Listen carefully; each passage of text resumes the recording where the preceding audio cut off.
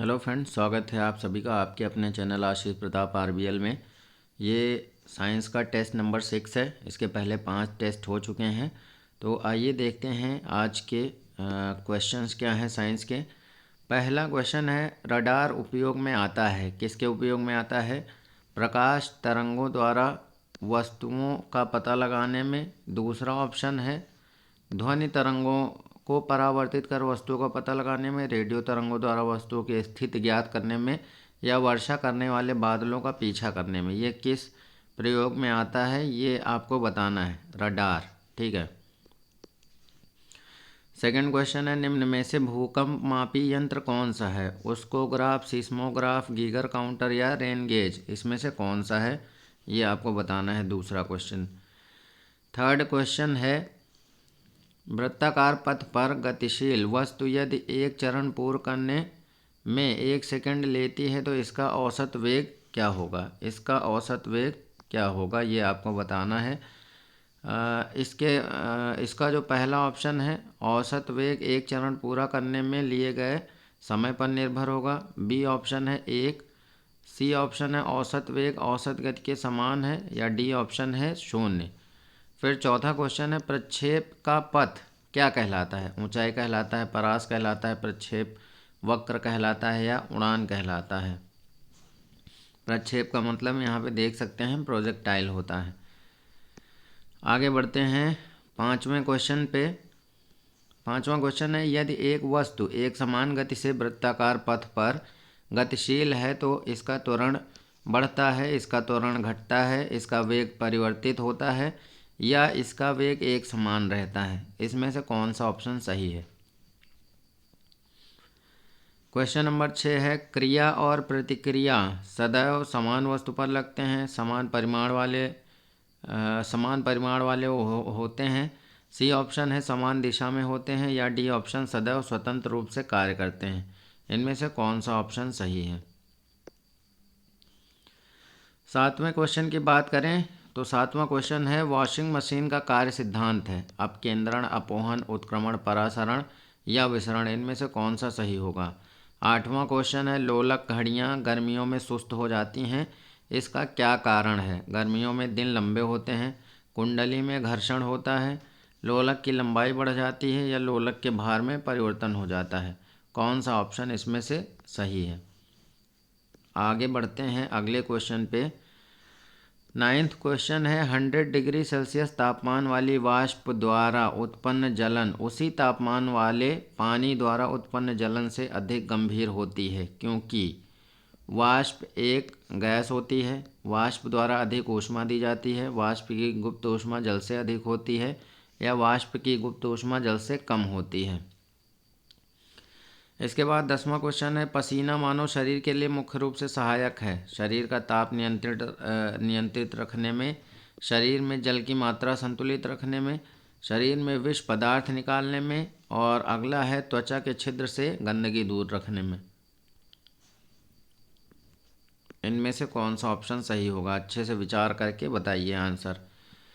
फिर 11वां क्वेश्चन है, किस अवस्था में गीले कपड़े सबसे जल्दी सूख जाएंगे? 100% आर्द्रता, 60 डिग्री सेल्सियस तापक्रम, 100% आर्द्रता और 20 डिग्री सेल्सियस तापक्रम, 20% आर्द्रता 20 डिग्री सेल्सियस तापक्रम, या 20% आर्द्रता और 60 डिग्री सेल्सियस तापक्रम? तो ये एक कंडीशन दी गई है कपड़े सुखाने की। आपको बताना है कि इसमें से कौन सी सबसे फेवरेबल कंडीशन होगी कपड़े सुखाने के लिए। फिर 12वां क्वेश्चन है, स्वचालित इंजनों में कौन सा पदार्थ हिमरोधी के रूप में प्रयुक्त होता है? एथेनॉल, एथिलीन ग्लाइकॉल, मेथेनॉल, या प्रोपिल एल्कोहल? इनमें से कौन सा ऑप्शन सही आंसर होगा? अगले क्वेश्चन पे बढ़ते हैं। एक स्वस्थ मनुष्य के शरीर का तापमान कितना होता है? 37 degree Celsius degree Fahrenheit, 98.4 degree Celsius, या 98.4 डिग्री केल्विन? इनमें से कौन सा सही होगा? फिर 14वां क्वेश्चन है, कौन सा कथन सही नहीं है? एयर कंडीशनर और एयर कूलर दोनों तापक्रम नियंत्रित करते हैं। एयर कंडीशनर और एयर कूलर दोनों आर्द्रता नियंत्रित करते हैं। एयर कंडीशनर आर्द्रता नियंत्रित करता है परंतु एयर कूलर आर्द्रता नियंत्रित नहीं करता। दोनों वायु की गति नियंत्रित करते हैं। तो इनमें से आपको कौन सा ऑप्शन सही लग रहा है बताइए। फिर अगले क्वेश्चन पे आते हैं। प्रेशर कुकर में खाना जल्दी पकता है क्योंकि प्रेशर कुकर में खाना क्यों जल्दी पकता है ये आपको बताना है। अधिक दाब पर पानी कम तापक्रम पर उबलने लगता है। अधिक दाब पर पानी अधिक तापक्रम पर उबलने लगता है। पानी अधिक ताप पर उबलता है लेकिन अधिक दाब पर ऊष्मा की मात्रा अधिक होती है। फिर लास्ट ऑप्शन है कुकर के अंदर संवहन धाराएं उत्पन्न होती हैं इसलिए। तो इनमें से कौन सा बेस्ट ऑप्शन है बताइए। फिर 16th क्वेश्चन है। जब नरम बिस्किट को थोड़ी देर के लिए फ्रिज के अंदर रखा जाता है तो वे कुरकुरे हो जाते हैं। इसका कारण क्या है। क्योंकि ठंड से अतिरिक्त नमी बाहर आ जाती है। फ्रिज के अंदर आर्द्रता कम होती है इसलिए अतिरिक्त नमी अवशोषित हो जाती है। फ्रिज के अंदर आर्द्रता अधिक होती है इसलिए अतिरिक्त नमी अवशोषित हो जाती है। फिर अगला ऑप्शन है फ्रिज के अंदर दाब अधिक होता है जिससे अतिरिक्त नमी बाहर आने में मदद मिलती है। तो ये आपके 16 क्वेश्चन हैं आज के साइंस के।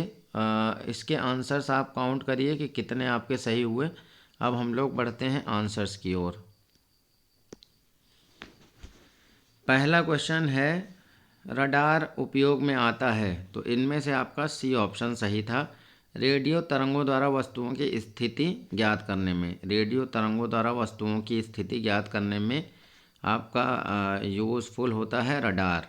थोड़ा सा इसके बारे में जानकारी जान लीजिए। रडार इसका जो फुल फॉर्म है रेडियो डिटेक्शन एंड रेंजिंग। किसी वस्तु का पता लगाने की प्रणाली है। इसमें रेडियो तरंगों के प्रयोग से किसी वस्तु की उपस्थिति दिशा गति आदि ज्ञात की जाती है। रडार का प्रयोग वायुयानों जहाज़ों निर्देशित मिसाइलों गाइडेड मिसाइल जिनको अंग्रेजी में बोला जाता है मोटर वाहनों आदि की अवस्थिति का पता लगाने के लिए किया जाता है। तो ये पूरा था रडार के बारे में। ठीक है, बढ़ते हैं नेक्स्ट क्वेश्चन पे। आपका अगला क्वेश्चन है निम्न में से भूकंप मापी यंत्र कौन सा है। ओस्कोग्राफ, सीस्मोग्राफ, गीगर काउंटर या रेन गेज। तो ये सब आप लोगों ने पढ़ा ही होगा। इनमें से जो आपका सही ऑप्शन है बी ऑप्शन सीस्मोग्राफ है ना। सीस्मोग्राफ सही आंसर है आपका। सीस्मोग्राफ भूकंप मापी यंत्र कौन सा है तो सीस्मोग्राफ हो जाएगा आपका राइट आंसर। ये वाला ऑप्शन सीस्मोग्राफ आपका सही ऑप्शन हो जाएगा।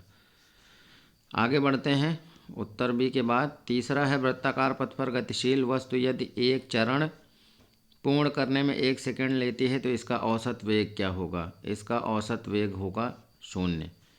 वृत्तीय गति में औसत वेग एक वस्तु द्वारा एक चरण पूर्ण करने के लिए 0 होगा क्योंकि वृत्तीय गति में विस्थापन 0 होता है इसलिए ये 0 होगा। अगला क्वेश्चन है प्रक्षेप या जिसको प्रोजेक्टाइल कहते हैं इसका पथ क्या कहलाता है। तो प्रक्षेप का जो पथ कहलाता है वो प्रक्षेप वक्र कहलाता है। प्रक्षेप का जो पथ होता है वो क्या कहलाता है प्रक्षेप वक्र कहलाता है। प्रक्षेप यानी प्रोजेक्टाइल वह वस्तु है जिसे बल के प्रयोग के द्वारा ऊर्ध्वाधर दिशा अथवा अंतरिक्ष में फेंका जाता है। प्रक्षेप गुरुत्वीय त्वरण के अंतर्गत एक ऊर्ध्वाधर तल में एक वक्र पथ पर या कर्व्ड पाथ जिसको बोला जाता है पर गति करता है जिसे प्रक्षेप वक्र कहते हैं। फिर नेक्स्ट क्वेश्चन है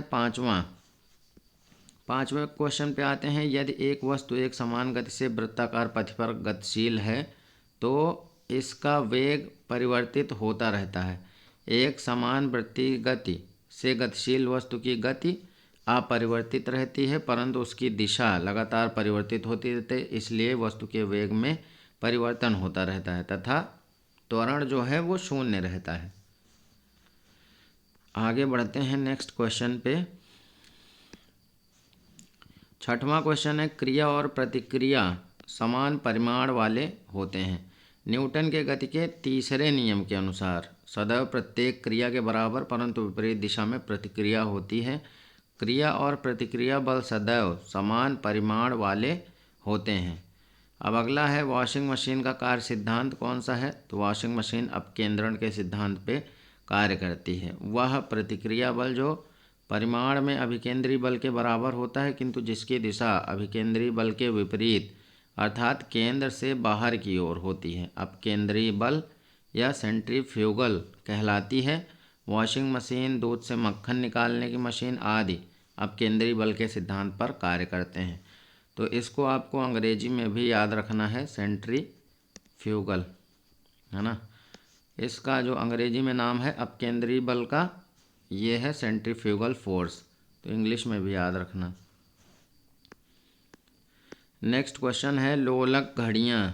लोलक घड़ियाँ गर्मियों में सुस्त हो जाती हैं। पेंडुलम क्लॉक्स गर्मियों में सुस्त हो जाती हैं क्योंकि उसका मेन रीज़न है लोलक की लंबाई बढ़ जाती है। लोलक की लंबाई क्या हो जाती है? लोलक की लंबाई बढ़ जाती है। और इसका थोड़ा सा डिटेल देख लीजिए। गर्मियों में लोलक की लंबाई बढ़ने के कारण उसका आवर्तकाल भी बढ़ जाता है। परिणामतः क्या होता है? लोलक की घड़ियाँ गर्मियों में सुस्त हो जाती हैं। तो ये मेन रीज़न है इसका। फिर नेक्स्ट क्वेश्चन पे, 9वें क्वेश्चन पे आते हैं। 100 डिग्री सेल्सियस तापमान वाली वाष्प द्वारा उत्पन्न जलन उसी तापमान वाले पानी द्वारा उत्पन्न जलन से अधिक गंभीर होती है, क्योंकि इसका जो सही ऑप्शन है वो सी ऑप्शन है। वाष्प की जो गुप्त ऊष्मा होती है जल से अधिक होती है। इसके बारे में आप डिटेल में पढ़ना चाहें तो पढ़ सकते हैं। जब कोई पदार्थ एक भौतिक अवस्था से दूसरी भौतिक अवस्था में परिवर्तित होता है तो एक निश्चित ताप पर वह कुछ ऊष्मा अवशोषित करता है या कुछ ऊष्मा मुक्त करता है। किसी पदार्थ की प्रति इकाई मात्रा द्वारा अवस्था परिवर्तन के दौरान अवशोषित या मुक्त की गई ऊष्मा उस पदार्थ की गुप्त ऊष्मा कहलाती है, या जिसको लेटेंट हीट कहते हैं। पदार्थ की मुख्यतः 3 भौतिक अवस्थाएं ठोस, द्रव और गैस होती हैं, इसलिए गुप्त ऊष्मा मुख्यतः 2 प्रकार की होती है। द्रवण की गुप्त ऊष्मा और दूसरी इसको अंग्रेजी में कहते हैं लेटेंट हीट ऑफ फ्यूज़न, तथा वाष्पन की गुप्त ऊष्मा जिसको कहते हैं लेटेंट हीट ऑफ वेपराइजेशन। जल को गर्म करने पर जब वह वाष्प या गैस में परिवर्तित होती है तो उसके द्वारा ऊष्मा अवशोषण किया जाता है। गर्म वाष्प जब त्वचा के संपर्क में आती है तो पुनः द्रव रूप में परिवर्तित होती है और वाष्पन के दौरान ग्रहण की गई ऊष्मा मुक्त करती है, जबकि उसी ताप के जल से त्वचा का संपर्क होने पर जल की अवस्था में परिवर्तन नहीं होता, इसलिए वाष्प की अपेक्षा जल से कम जलन का अनुभव होता है। तो वाष्प में क्या होता है? गुप्त ऊष्मा, वाष्प की गुप्त ऊष्मा जल से अधिक होती है। नेक्स्ट है पसीना मानव शरीर के लिए मुख्य रूप से सहायक है, शरीर का ताप नियंत्रित करता है। जो पसीना होता है वो हमारे शरीर का ताप नियंत्रित करता है। शरीर से निकलने वाला पसीना दो प्रकार से शरीर का ताप नियंत्रित करता है। थर्मोरेगुलेशन, जब यह जल बिंदुओं के रूप में शरीर पर होता है तो गीलेपन के कारण त्वचा को ठंडक का अनुभव होता है, तथा जब यह शरीर से वाष्पित होता है तो शरीर से कुछ ऊष्मा का अवशोषण एब्जॉर्प्शन ऑफ हीट करता है, जिससे शरीर का तापमान कम रहता है। तो मेनली पसीना जो है शरीर का ताप नियंत्रित करता है। फिर अगला है किस अवस्था में गीले कपड़े सबसे जल्दी सूख जाएंगे? तो गीले कपड़े सूखेंगे सबसे ज़्यादा इस अवस्था में। कपड़ों को सुखाने के लिए सबसे आइडियल कंडीशन होती है कि टेम्परेचर ज़्यादा से ज़्यादा होना चाहिए और आर्द्रता जो है वो कम से कम होनी चाहिए। कपड़े जल्दी सुखाने के लिए अधिक तापमान यानी हाई टेम्परेचर तथा वायु में कम आर्द्रता लेस ह्यूमिडिटी होनी चाहिए। तापमान जितना अधिक तथा आर्द्रता जितनी कम होगी गीले कपड़े उतनी जल्दी सूखेंगे। तो कपड़े अगर आपको जल्दी सुखाने हैं तो ऐसी कंडीशन आप बना सकते हैं। स्वचालित इंजनों में कौन सा पदार्थ हिमरोधी के रूप में प्रयुक्त होता है? तो हिमरोधी के रूप में एथिलीन ग्लाइकॉल का यूज़ होता है। किसका यूज़ होता है? एथिलीन ग्लाइकॉल का। स्वचालित इंजनों में एथिलीन ग्लाइकॉल का प्रयोग हिमरोधी यानी एंटी फ्रॉस्ट एजेंट के रूप में किया जाता है। जब जल के साथ एथिलीन ग्लाइकॉल को मिलाया जाता है तो मिश्रण का हिमांक यानी फ्रीजिंग पॉइंट 0 डिग्री सेल्सियस से घट जाता है, जिससे तापमान बहुत कम हो जाने पर भी इंजनों में पानी नहीं जमता। हिमरोधी के रूप में एथिलीन ग्लाइकॉल का प्रयोग प्रायः ठंडे देशों में किया जाता है ताकि बहुत कम तापमान में भी गाड़ियों का प्रचालन सुचारू रूप से किया जा सके। तो एथिलीन ग्लाइकॉल का यूज़ किया जाता है।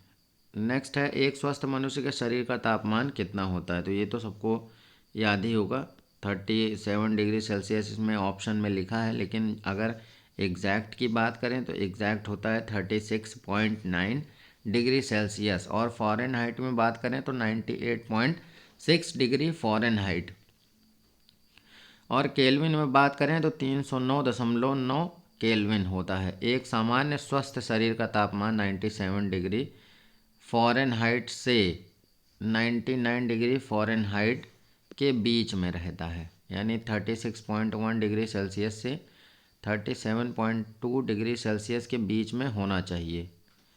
यदि शरीर का तापमान 100.4 डिग्री फ़ारेनहाइट या 38 डिग्री सेल्सियस से अधिक होता है तो यह बुखार की स्थिति मानी जाती है।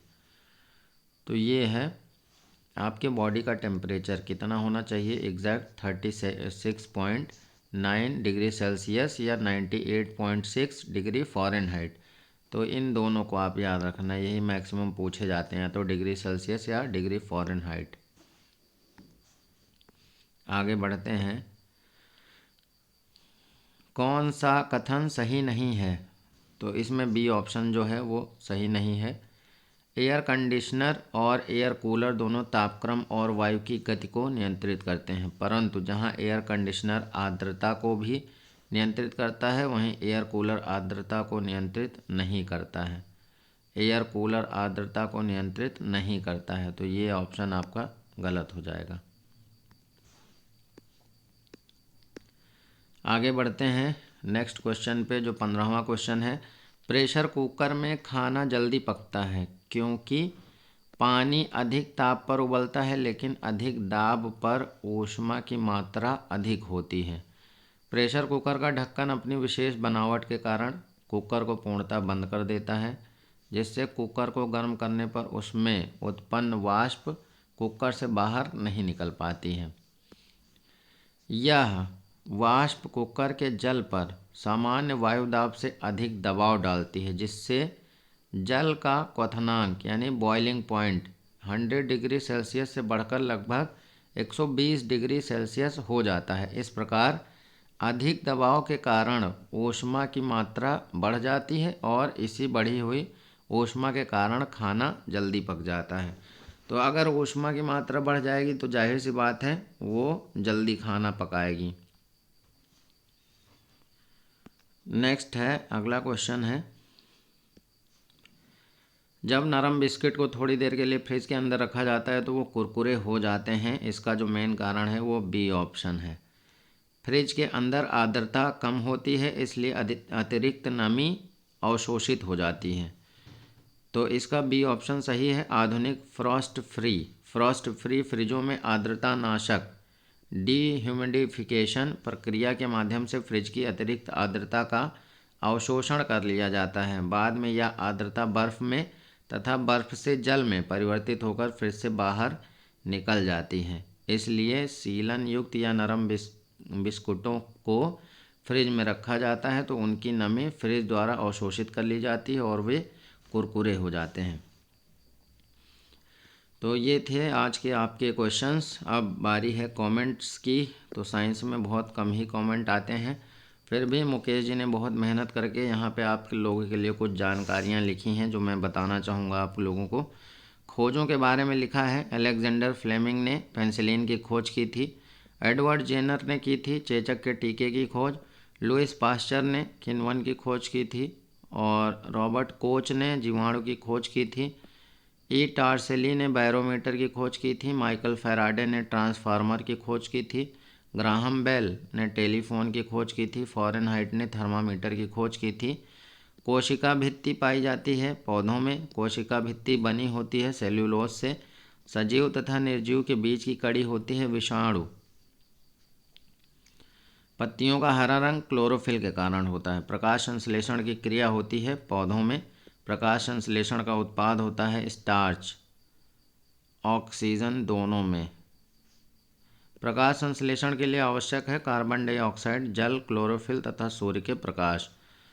यहाँ पर कुछ रक्त समूहों के बारे में इन्होंने बताया है कि ए रक्त समूह में एंटीजन ए होता है, एंटीबॉडी बी होती है। बी रक्त समूह में एंटीजन बी होता है, एंटीबॉडी ए होती है। ए बी रक्त समूह की बात करें तो ए प्लस बी एंटीजन और एंटीबॉडी इसमें नहीं होती ए बी ब्लड ग्रुप में, और ओ ब्लड ग्रुप में एंटीजन नहीं होता। फिर स्कोर्स की बात करें तो श्वेता पाल का स्कोर है 17 और good questions. Score Ram Mohan Singh का 11 है, ए कुमार का है 10 और मोहित वाजपेयी का स्कोर है 16, 26 में 16। तो ये थे आप लोगों के स्कोर्स। ऐसे ही मिलते हैं और भी अच्छे क्वेश्चंस के साथ नेक्स्ट वीडियो में। Thanks for watching.